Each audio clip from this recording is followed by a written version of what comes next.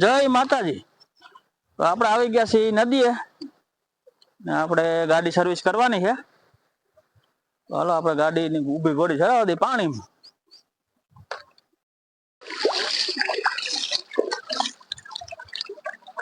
તો ફાઇનલી આપણે ગાડી સર્વિસ થઈ ગઈ છે ને આપણે કિક મારી જોઈ લઈએ આપણે।